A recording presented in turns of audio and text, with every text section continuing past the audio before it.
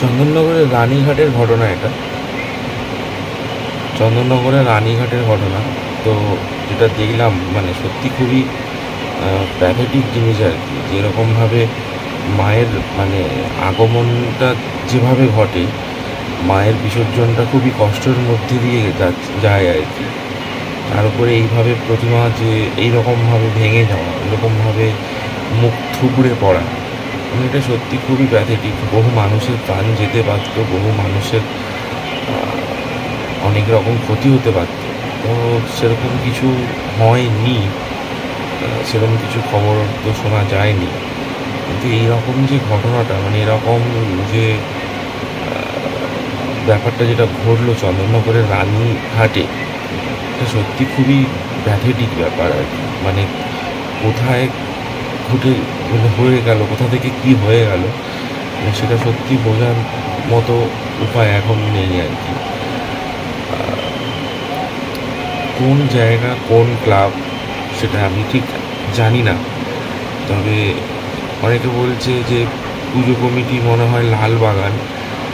তো এরকম দুর্ঘটনা হওয়ার আগে একটু মানে সচেতন থাকা উচিত, বা এরকম মানে সমস্ত কিছু দিকটা মেনটেন করে যদি এটা বিসর্জনটা দেওয়া যেত তাহলে হয়তো আরও ভালো হতো। আরও কিছু অলরেডি ঠাকুরটা অলরেডি বেঁকে আছে, মানে দেখো তোমরা ভালো করে, তোমরা দেখলে বুঝতে পারবে যে ঠাকুরটা অলরেডি বেঁকে আছে, অলরেডি বেঁকে আছে, মানে এক সাইড হয়ে আছে আর কি, মানে side side side side side. মানে সত্যি খুবই কষ্টকর, মানে সত্যি খুব বাজে রকমের একটা মেসেজ আর কি আমাদের কাছে। এটা বাজে রকমের জিনিস, যেভাবে এতটা উপর থেকে ঠাকুরটা পড়ে গেল, অনেকের ক্ষতি হতে পারতো, অনেক মানুষ মারা যেতে পারতো, অনেকের অনেক রকম ক্ষতি হতে পারতো।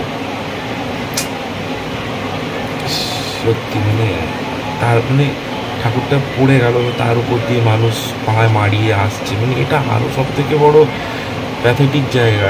যে মাকে আমরা দেবী জ্ঞানে পুজো করছি কিছুদিন আগে, তার বোধন মানে তার বোধনের সময় আমরা যা কিছু করছি, তার বিসর্জনের সময় যেভাবে বিসর্জনটা হয় আমাদের, এটা সত্যি খুবই মানে দুঃখজনক ঘটনা আর কি।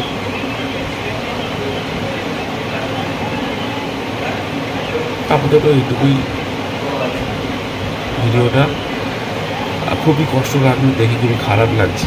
এরকমভাবে একটা প্রতিমার নিরঞ্জন সত্যি খুব মানা যায় না, প্যাথেটিক ব্যাপার আর কি। ঠিক আছে, সবাই ভালো থাকবেন, সুস্থ থাকবেন, আসছি।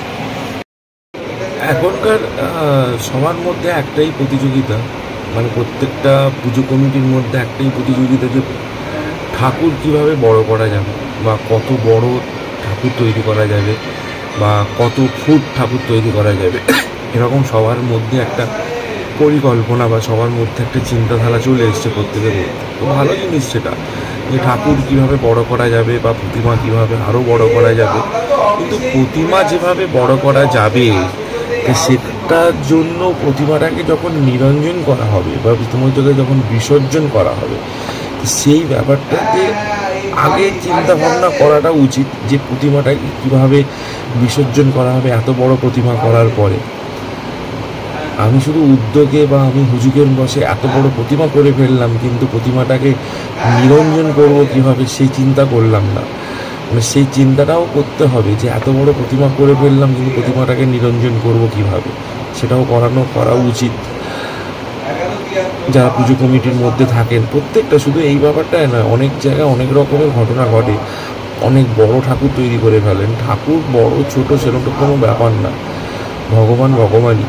সেটা ছোট ঠাকুরের মধ্যেও থাকে, একটা বড় ঠাকুরের মধ্যেও থাকে। তবু ক্লাবগুলোর একটা মানে প্রতিযোগিতা, একটা সেরা পুরস্কার পাওয়ার জন্য অনেক রকমের ব্যাপার থাকে।